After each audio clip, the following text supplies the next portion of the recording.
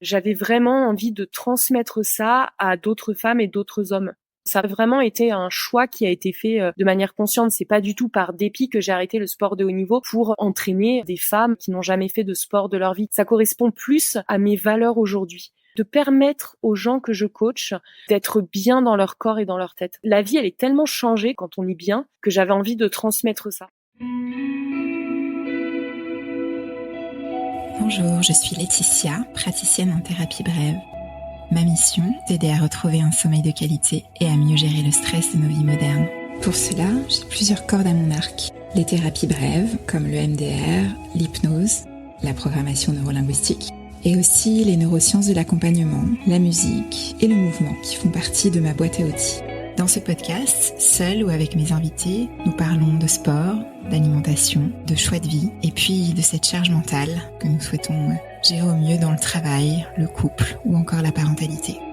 Si tu cherches à prendre soin de toi, tu es au bon endroit. J'espère que ce nouvel épisode te plaira. Et puis, bien évidemment, si c'est le cas, je t'invite à mettre un avis 5 étoiles sur ta plateforme préférée et à le partager avec tes proches. Bonne écoute. Bonjour Julie. Salut Laetitia. Merci d'avoir accepté mon invitation à rejoindre ce nouvel épisode du podcast Secret de Polichinelle. Et avec plaisir, c'est un podcast que j'écoute, donc je suis ravie d'y participer. Merci Julie. Et puis écoute, moi j'ai la chance de te connaître aussi à travers ton activité. J'avais à cœur de pouvoir la partager aussi avec les auditeurs et les auditrices aujourd'hui. Alors, un sujet qui me tient à cœur, j'en parle souvent, pour moi, le corps et l'esprit sont intimement liés. Mon sujet à titre perso, c'est un petit peu plus souvent l'esprit, le mental, et en même temps, je parle souvent de mouvement. Et j'entends aussi beaucoup de personnes autour de moi qui ont un rapport au sport, au mouvement qui parfois est un peu compliqué, et je trouvais que c'était intéressant d'avoir ton regard, parce que toi c'est quelque chose que tu as pratiqué à haut niveau et où maintenant voilà tu échanges aussi avec des personnes un peu plus comme moi. Ouais, Et donc je trouvais ça intéressant voilà d'avoir ton regard d'experte et de passionnée du sujet. Donc ce que je te propose Julie, c'est de te présenter en quelques mots, de nous en dire un peu plus sur ton parcours et ton rapport au sport. Ok, avec plaisir. Donc moi, je m'appelle Julie Kuckerman, je suis coach sportive. Donc je suis passionnée par le sport depuis toujours. J'ai toujours baigné dans le sport avec 2 parents sportifs. Aujourd'hui, donc je suis coach auprès de femmes et d'hommes normaux, j'ai envie de dire, quel que soit leur niveau. J'ai des gens qui débutent le sport, qui s'y mettent à 30, 40, 50 ans, comme des gens qui ont un niveau un petit peu plus élevé, qui sont un petit peu plus experts. Et je trouve que c'est ce qui est vraiment passionnant en fait, de travailler avec des gens avec des motivations et des niveaux divers et variés. Et en fait, j'ai créé moi ma méthode de coaching qui est basée sur le renforcement des muscles profonds et des étirements. Donc c'est vraiment une méthode qui est accessible à tout le monde. Et je fais à la fois des séances de coaching, comme toi tu as pu en bénéficier, donc avec une clientèle privée, des séances où je fais les séances avec les gens, et j'ai aussi une plateforme Move with Julie pour permettre à tout le monde en fait d'avoir accès à ma méthode et de pratiquer depuis chez eux. Et alors, est-ce que tu peux nous raconter, donc tu me disais que toi, tu avais eu des parents sportifs, tu as toujours fait du sport depuis que tu es toute petite? Oui, vraiment depuis peut-être que j'ai 3 ans, enfin depuis que je sais marcher, oui, j'ai toujours baigné dans un environnement familial sportif et très sain, et je pense que c'est une chance. C'est plus facile de continuer le sport toute sa vie quand vraiment on a connu ça tout jeune. Même si je pense qu'on en reviendra après dans la suite du podcast, de l'épisode, même si je pense que c'est possible après de s'y mettre un peu sur le tard si on est bien accompagné, qu'on rencontre la bonne personne, c'est aussi une histoire de rencontre, et qu'on trouve le sport qui nous correspond. Ouais, je suis assez d'accord. Je pense qu'on a été plusieurs à être, alors peut-être pas tous, j'espère traumatisés, mais pour certains si, je pense, par les cours de sport à l'école. Alors pour le coup, j'ai eu la chance de vivre dans des pays où le sport est une religion, comme l'Australie, et aussi en France, et de faire la comparaison quand même. Et clairement, le rapport n'est pas du tout le même. Et c'est vrai que moi, j'ai pas toujours des bons souvenirs. J'ai eu la chance d'avoir un parrain maître nageur, d'avoir voilà d'autres personnes sportives dans ma famille qui m'ont permis de faire du sport avec plaisir, heureusement. Mais je garde quand même aussi parfois de mauvais souvenirs, tu vois, des profs de sport à l'école où on était un peu obligé de faire soit de la gym au sol ou des sports collectifs ou des choses comme ça. Moi, c'était des choses qui me plaisaient pas forcément. En tout cas, on voulait nous faire croire qu'on était nuls en sport juste parce que on s'épanouissait pas forcément dans ces activités-là. Justement, par rapport à ça, toi, quelle est ta vision de la chose? Tu as des enfants aussi maintenant et comment ça se passe à l'école maintenant? Est-ce que ça change? Est-ce que c'est toujours pareil? Parce que je trouve ça très dommage avec le recul. Enfin, tu vois, c'était très centré sur des sports bien spécifiques alors que il y a plein d'autres choses possibles. Et puis, il y avait une manière aussi de faire passer les messages qui était peut-être pas la plus pédagogue pour certains profs aussi, c'est vrai. Ouais, je suis assez d'accord avec toi, même si on va pas blâmer Non. tous les profs de sport. Non, mais je suis assez d'accord avec toi et t'es pas la première personne qui me fait ce retour. Mais c'est vrai que beaucoup de personnes ont associé le sport avec de la souffrance. Toi, tu me parlais de la gymnastique. Je sais que comme je te connais, tu es très grande, très élancée, donc tu n'avais pas un physique qui était très adapté à la gymnastique. Mais tu vois, par exemple, il y a beaucoup de, ouais, voilà. Mais il y a beaucoup de personnes, même la majorité, qui ont été traumatisées. Franchement, c'est un traumatisme, hein, par l'athlétisme au collège, notamment les tours de terrain en fait qu'ils devaient faire autour des stades. L'endurance. Ouais. Oui, voilà, c'est ça. L'hiver, Et ouais. du coup, complètement. Et en fait, du coup, il y a cette association un peu sport et souffrance. Et en fait, je pense qu'il faut au contraire associer le sport à du plaisir, certes un peu, alors je dirais pas de la souffrance, un peu d'effort plutôt, parce que on n'a rien sans rien. C'est comme l'alimentation, on peut pas être, j'allais dire bien foutu pour parler un peu vulgairement, mais voilà, tout est une question d'équilibre. Il faut manger sainement, il faut faire un peu d'effort dans le sport pour être bien dans son corps. Je pense qu'il faut essayer d'associer le sport à un peu plus de plaisir, parce que c'est dur après sinon de changer sa façon de voir les choses.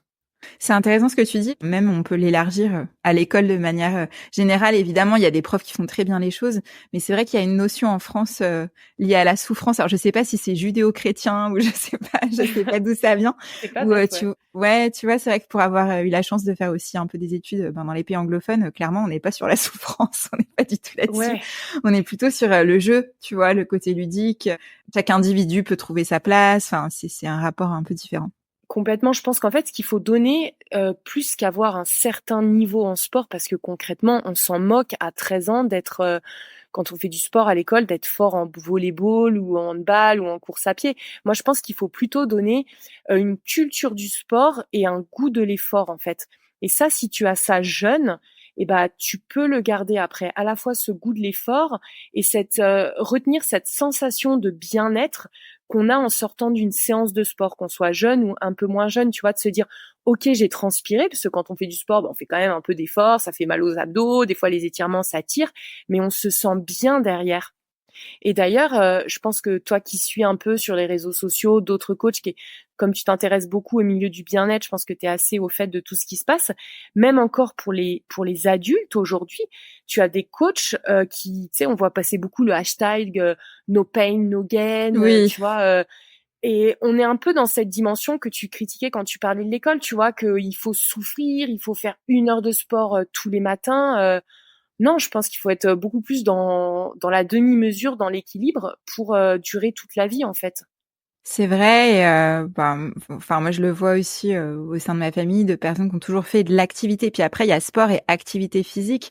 Bah, déjà ne serait-ce que de marcher, parce que finalement il y a plein de gens qui sont tout le temps en voiture, tout le temps sur trottinette ou autre, et qui ne font plus assez. Enfin on dit en anglais sitting is the new smoking. On a déjà des vies où on est beaucoup assis, beaucoup devant nos écrans, beaucoup derrière des ordinateurs, dans les transports et au bureau pendant des journées entières. Et c'est vrai que le corps a besoin de ce mouvement-là aussi, ne serait-ce que pour être en santé, en fait. Ouais, complètement, je suis tout à fait d'accord. Et d'ailleurs, c'est rigolo parce que j'en parlais ce matin même à des clients à moi et je leur disais exactement ce que tu disais, en fait, qu'aujourd'hui, on ne marche plus parce que on prend la voiture pour tout ou alors les transports en commun. On a pour la plupart un travail qui est sédentaire et de plus en plus, bah, on travaille derrière un ordinateur.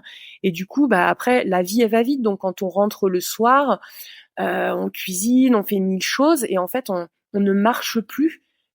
Je pense qu'on est très peu aujourd'hui à marcher, ne serait-ce qu'une demi-heure par jour, parce que la vie va vite, qu'on fait plein de choses, alors que ça devrait être la base avant même, comme tu disais, d'activité physique, avant même de parler de sport, de compétition, d'aller courir 2 heures, juste de mettre le corps en mouvement. Et ça, on l'a perdu. C'est vrai que c'est un challenge pour avoir été dans des open space. Je sais que c'est parfois difficile quand on est pris par des réunions. Finalement, il y a 1000 occasions, en fait, ne serait-ce que les escaliers, de faire des pauses le midi, de s'autoriser, même si c'est pour aller juste au square d'à côté. Toute occasion est bonne de changer de chemin, de descendre à la station d'avant. Enfin, voilà.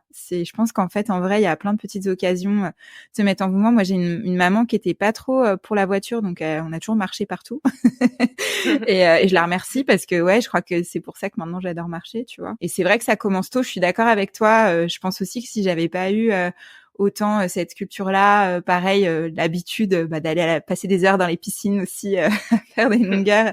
Pour moi, c'est un plaisir en fait. Pour d'autres, c'est une corvée, tu vois. Et c'est vrai que oui, après, faut trouver son sport ou son activité qui fait du bien, la danse aussi, pouvoir s'exprimer autrement aussi que dans des activités purement cérébrales, parce que ça aussi, on est beaucoup dans le mental.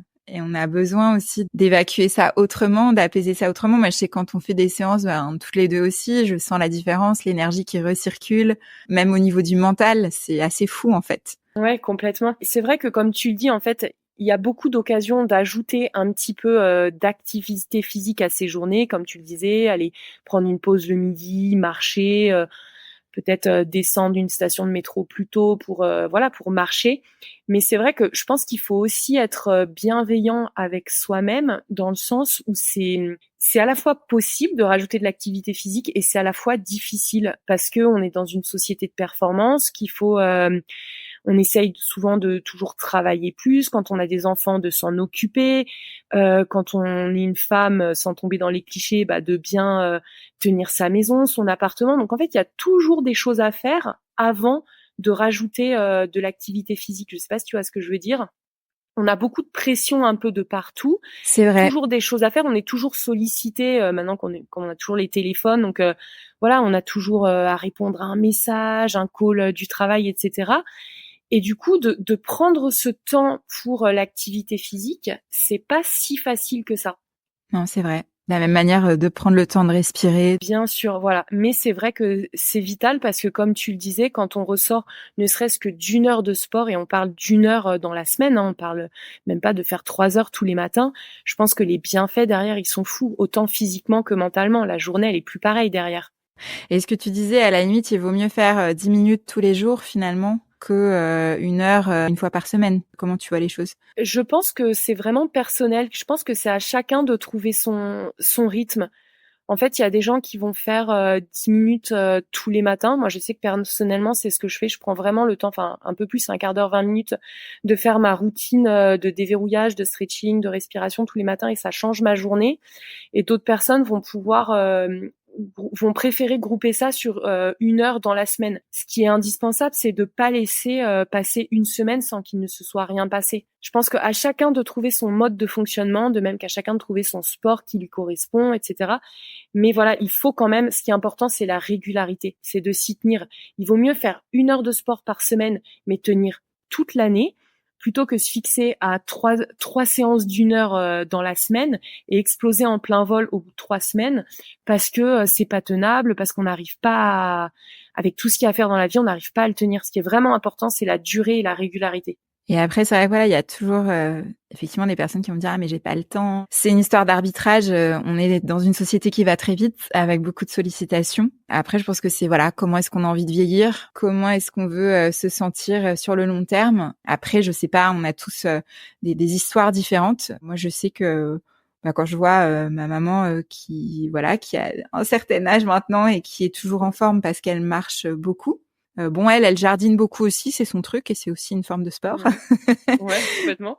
Je me dis, ça me donne envie en fait, parce que je me dis, voilà, je préférerais vieillir comme ça que. Alors évidemment, on peut avoir des limites propres si on a des sujets particuliers, des contraintes particulières, mais il y a toujours des solutions à trouver pour pouvoir s'activer d'une manière ou d'une autre. Ouais, complètement. Qu'est-ce qui, toi, t'a donné envie? Alors finalement, parce qu'avant, t'étais plutôt dans le sport de haut niveau. J'imagine que c'est un monde très différent. Tu continues peut-être aussi de le faire à côté. Non, Comme tu disais, t'as des publics assez différents. T'as complètement complètement arrêté. Ok. Non, j'ai vraiment complètement arrêté le sport de haut niveau. Tu disais, t'as des publics assez différents. Qu'est-ce qui t'a finalement donné envie de changer de métier, de public? Effectivement, en fait, avant, j'étais entraîneur, préparateur physique d'équipe de France que j'ai préparé pour les Jeux Olympiques. Donc, j'étais vraiment dans le plus haut niveau de performance. Je travaillais avec des champions qui étaient champions olympiques en titre, voilà. Donc j'étais vraiment dans le milieu du sport de haut niveau. Je me suis éclatée là-dedans. J'ai changé il y a 4-5 ans. Je pense que maintenant, ce que je fais d'être coach sportif auprès d'une clientèle de gens plus normaux, j'allais dire, parce que les sportifs de haut niveau, c'est vraiment un microcosme, hein, c'est pas la majorité de la population. La population, ouais, complètement. Moi, je suis plus alignée avec ce que je fais maintenant. Moi, maintenant, je suis plus du tout dans la performance. Moi, en tant que femme, je vais être dans ma propre performance, mais je suis pas dans la compétition envers les autres, en fait, si tu veux. Moi, je cherche à moi m'élever. Moi, je suis passionnée de bien-être. Je suis persuadée que quand on sort d'une bonne séance de sport, on est aussi bien physiquement que mentalement. J'avais vraiment envie de transmettre ça à d'autres femmes et d'autres hommes.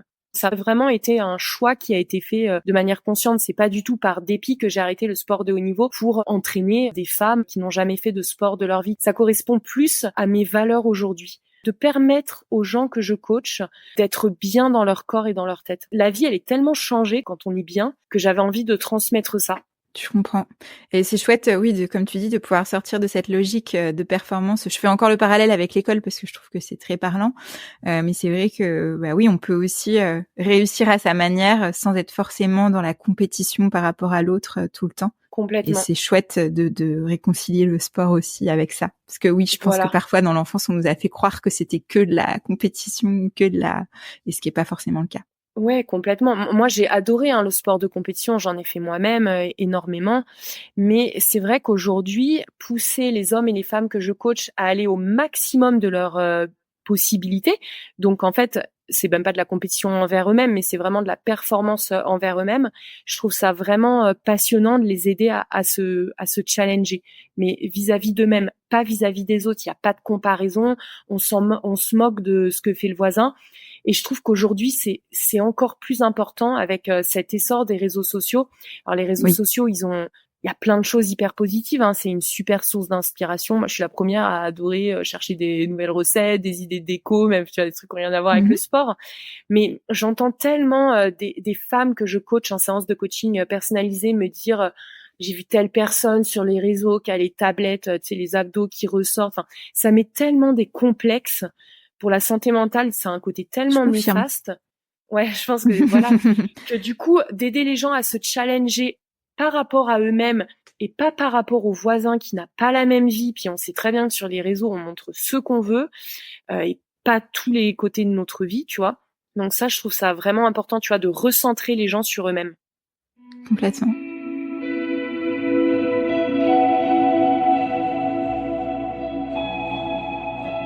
Et en termes d'activité, voilà, on parle d'étirement, de renfort. Pour que ce soit intéressant, il faut un petit peu de tout ça. Il faut un peu d'étirement, un peu de cardio pour les gens qui ont envie de s'y remettre, qui réfléchissent à voilà. Ouais, c'est une super question. Alors moi, je suis convaincue qu'un corps en bonne santé, c'est un corps qui est à la fois du cardio, qui est endurant.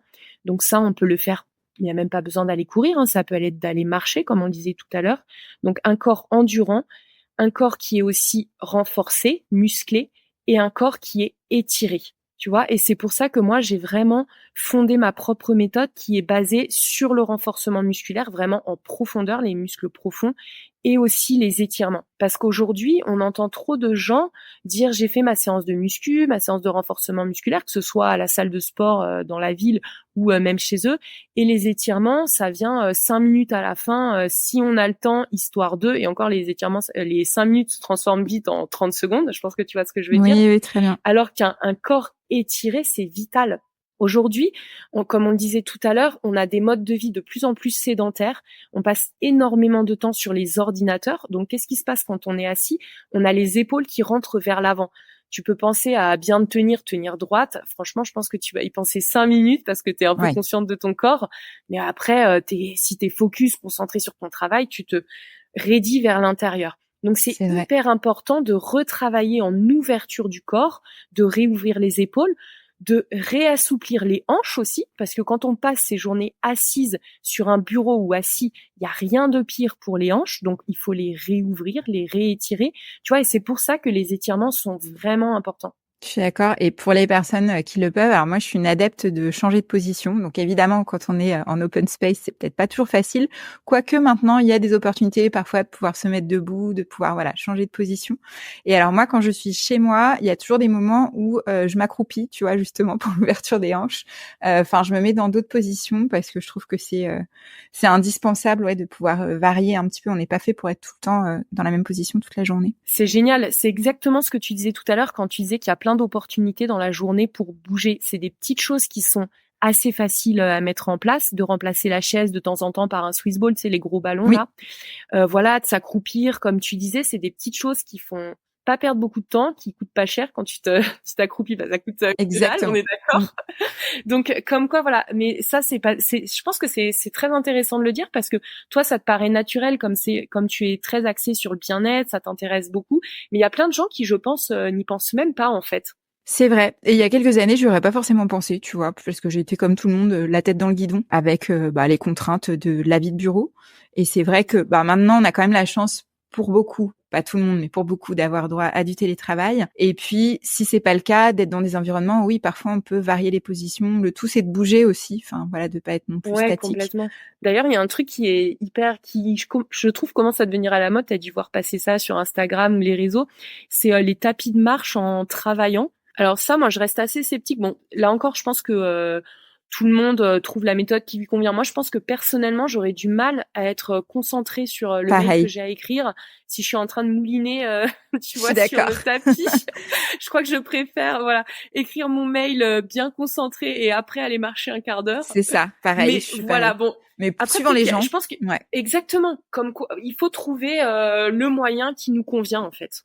Faut se donner le droit de tester des choses, et de voir. Et effectivement, parfois on peut avoir un comptoir chez soi un petit peu surélevé, ça permet de travailler un peu debout. Moi, je sais que je le fais. On va se mettre pour le ventre, on va se mettre à la croupe. Il faut tester des choses et puis après, évidemment, on va pas rester toutes les journées comme ça, mais non, mais le faire un peu, parce que c'est vrai que la position assise sur une chaise à un bureau, il n'y a vraiment rien de pire. Oui. Donc même s'asseoir, alors si t'es avec ton boss à côté, je pense que c'est un petit peu délicat. Mais si tu travailles de chez toi en télétravail, tu sais, s'asseoir par terre, tu vois, pendant une demi-heure, l'ordinateur sur les genoux, et puis hop, après on change. Ça permet de libérer un peu les hanches, les jambes. Je fais partie de ces personnes qui, quand elles reçoivent des amis, sont souvent assis. Enfin, je suis souvent assise par terre, tu vois. Donc moi, j'ai aucun souci avec ça. Je préfère ça au canapé, en fait, tu vois. Ouais. Comme les cultures orientales. Exactement. J'ai la chance d'avoir été initiée à ça petite et c'est vrai que c'est très chouette. Voilà. Enfin, le tout, c'est d'essayer des choses et de voir ce qui fonctionne.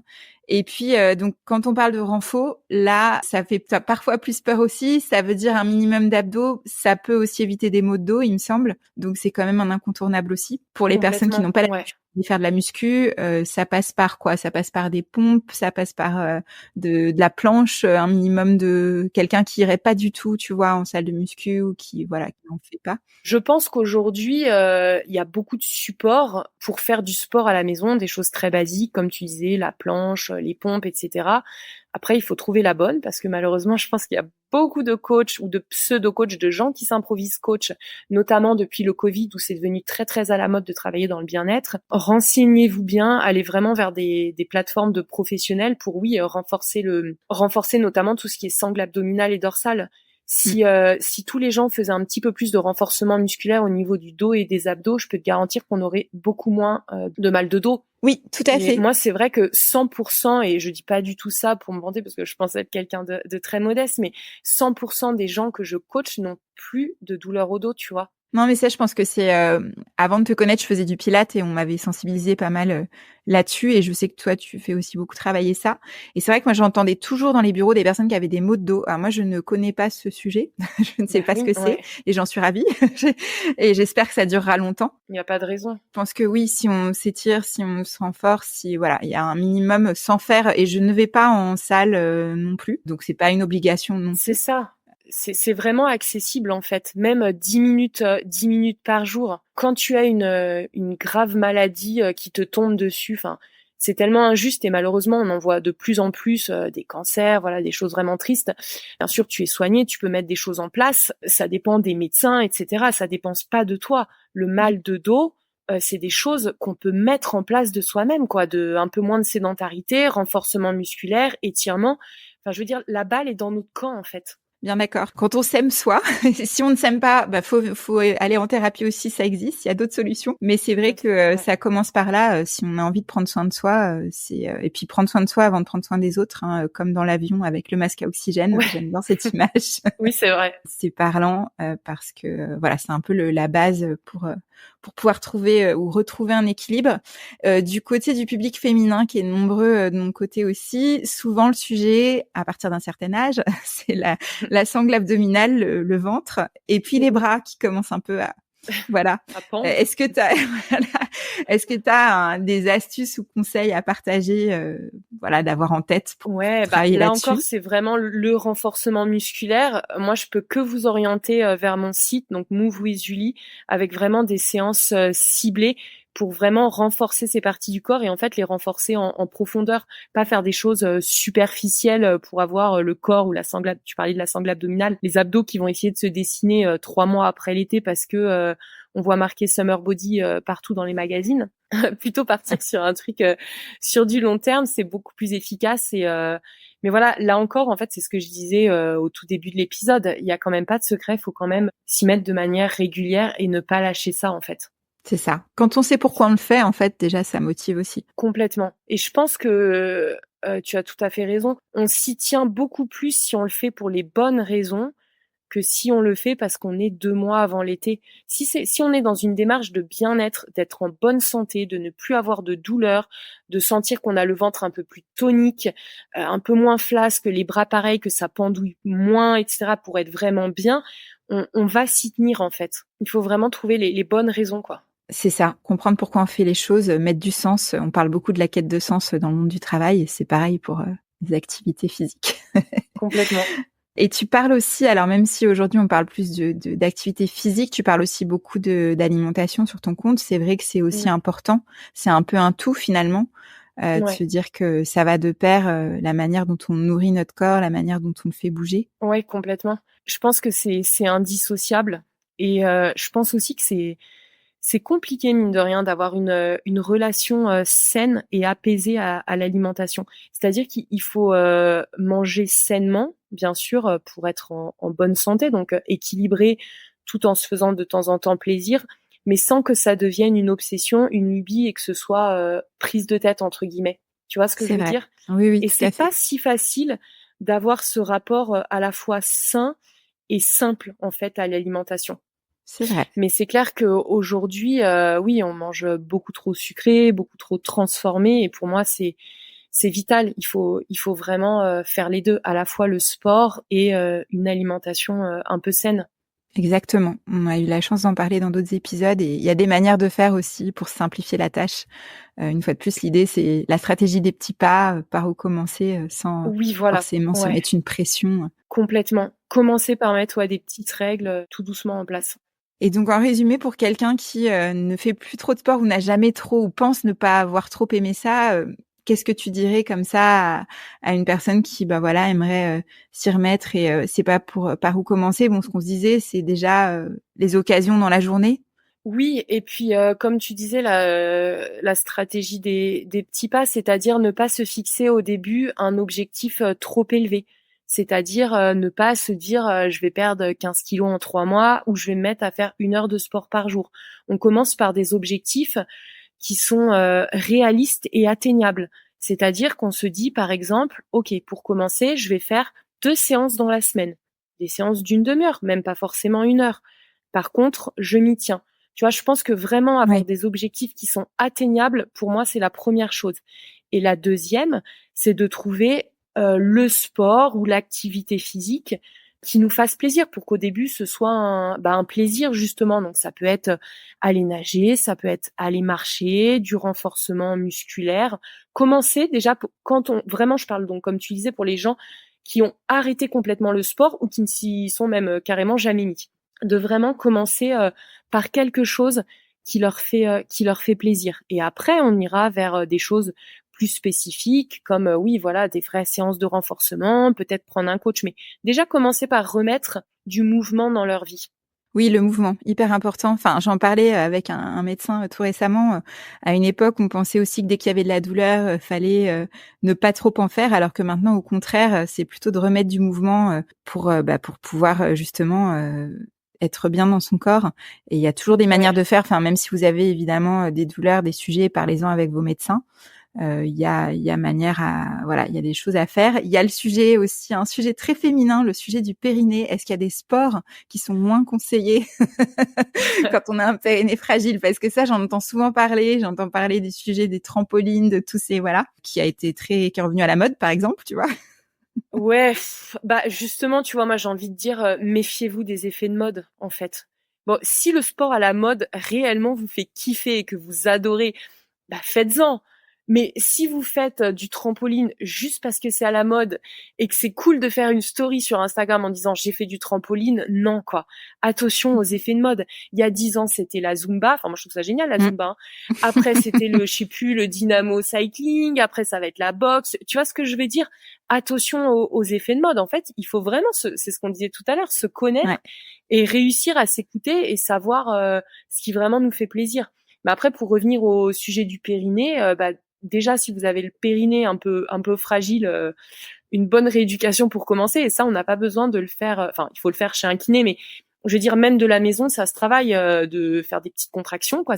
Ça peut se faire en voiture. Alors, pour le coup, hop, on est au feu rouge, bam, on contracte un petit coup, on fait remonter ça et ça fait. Enfin, c'est gratuit Oui. et c'est facilement fait. Et puis oui, après, c'est sûr que du coup, oui, la corde à sauter et le trampoline, bon, personnellement, j'en fais pas faire à mes clientes de 50 ans, c'est clair. Enfin, même moi qui ai 37 ans et qui a eu 2 enfants et pourtant je suis très tonique, non, je vais pas aller en faire. Oui, je conseille plus le pilates dans ces cas-là. Oui, voilà, On c'est ça, on travaille est bien. d'accord. Bon, génial. Mais écoute, super parce que c'est un sujet qui revient souvent aussi dans les conversations, donc je pense que ça pourra en intéresser d'autres.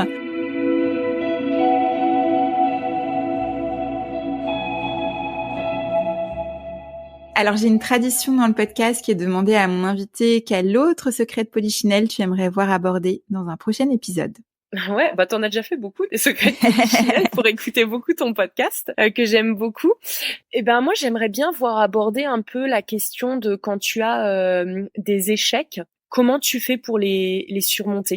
Tu vois, parce Ouais, que on voit, c'est un peu ce qu'on disait tout à l'heure sur les réseaux sociaux, on voit passer, en fait on montre toujours un peu le côté positif de notre vie et on voit beaucoup passer des choses positives, mais on a toujours des échecs ou des difficultés, que ce soit dans nos vies personnelles et professionnelles. Je pense que ça, c'est le cas pour tout le monde.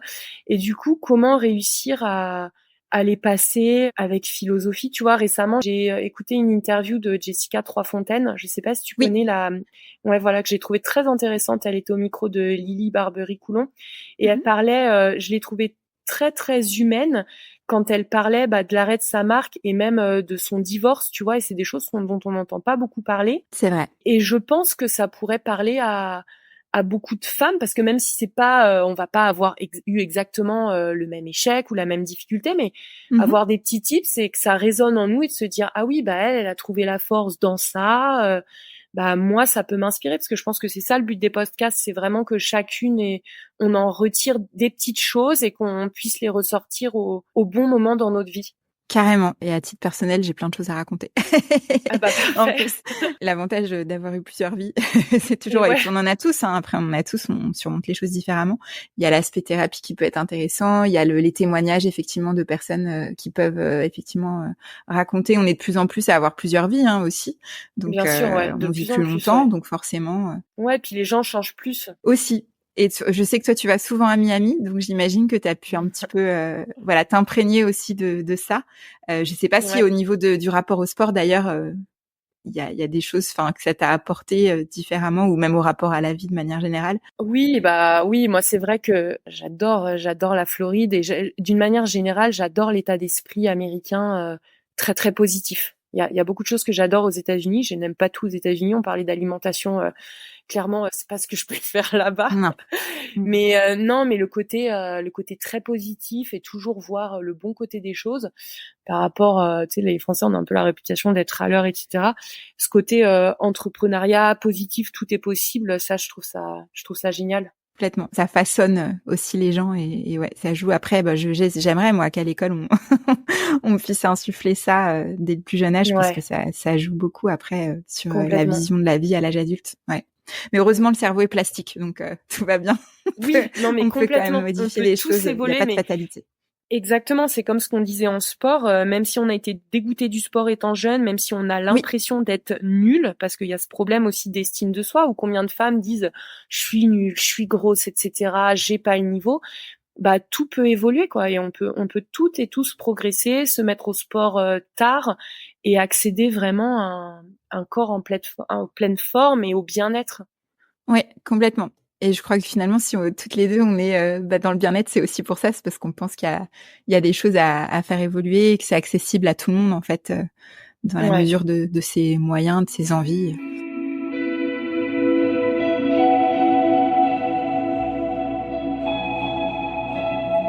Génial. Alors, Julie, tu en parlais tout à l'heure et je la mettrai en description. Tu as une très chouette plateforme, pour le coup, très accessible en plus, avec des contenus sympas quand on veut se remettre justement en mouvement au quotidien.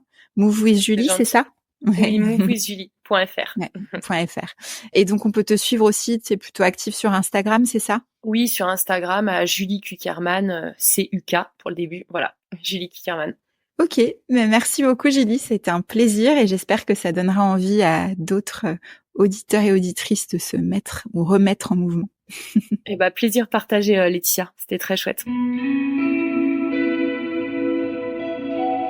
Merci d'avoir écouté ce nouvel épisode de Secrets de Polichinelle. Si l'épisode t'a plu, je t'invite à mettre un avis 5 étoiles sur ta plateforme d'écoute préférée, à me laisser un commentaire ou à le partager avec tes proches. Si tu souhaites aller plus loin, je t'invite à t'inscrire à ma newsletter pour recevoir plus de conseils bien-être dans ta boîte mail. Tu trouveras le lien en description de cet épisode et également dans la bio de mon compte Instagram Laetitia's Escapes. À bientôt pour un nouvel épisode.